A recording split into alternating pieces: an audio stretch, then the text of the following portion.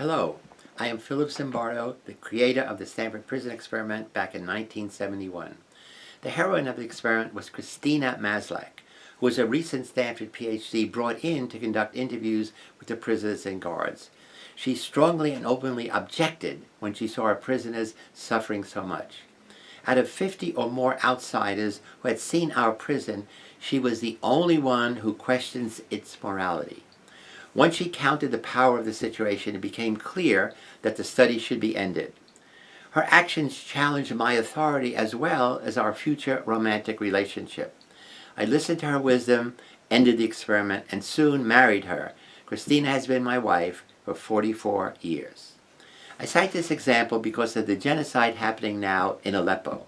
People are being exterminated there.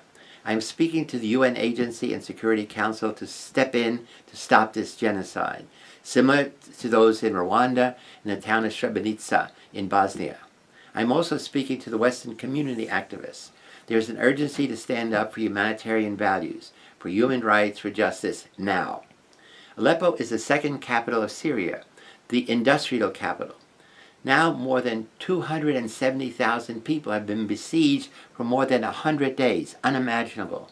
They are living in very severe circumstances where all kinds of heavy and banded weapons are used against civilians and public facilities. The bombardments are targeting hospitals, schools, markets, and their homes. All hospitals have run out of services. The city has run out of all basic commodities. There's no fuel or wood or heating, no electricity. More than 1,500 people have been killed, 200 women and 300 children, killed over the past 100 days.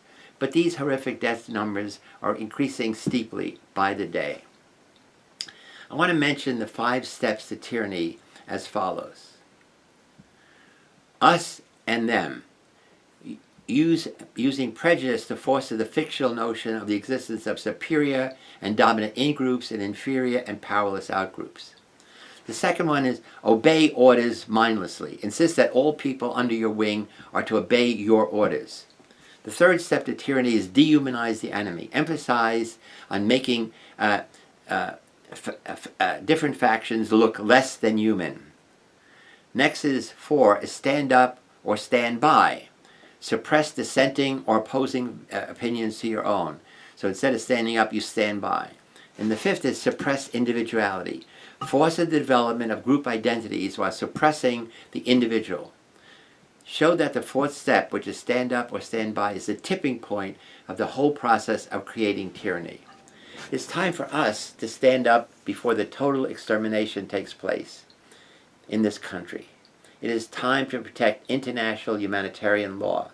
It is time to activate that vital law so we're not only protecting the people of Aleppo, but we are protecting the future of the human race. It's also time to stand up together to stop the killing and to promote real peace.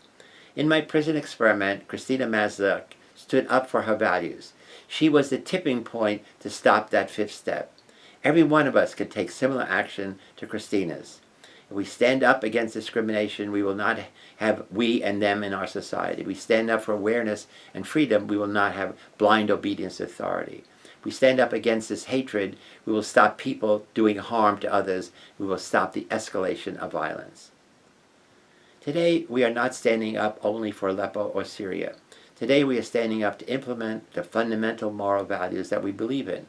We are standing up to protect human beings and to protect our coming generations. If we don't stop this tragedy soon, the extermination is definitely going to accelerate. Then we go to the new step, the 6th step, which is denial. Will we deny that this same way we denied Rwanda in the past or Abu Ghraib in Iraq? Will we deny the same way that we denied the invasion of Iraq or ally with earlier deniers of the Nazi Holocaust? Will we deny it until we find ourselves in a bunker with no electricity, no hospitals, where the smell of fear lives in the air, where we are truly hopeless and truly clueless? Now we are not helpless. We still have the free will to speak out against evil. We can not deny the negative realities of our present for the sake of our future, which hopefully is wonderful, could be wonderful. Speak out, stand up, take heroic action to save the lives of thousands of people in Aleppo. Fight for peace. Become a social change agent for peace. Join any movement that can stop the killing. And the United Nations must re-examine the goals on which it was founded decades ago. Its leaders must take corrective, immediate resolutions to maintain respect for international law. The only way to do that is by standing resolutely for the truth in Syria in order to save its innocent, suffering civilians. Please stand with Aleppo. Thank you for caring, and I hope to share this idea with many other people as well.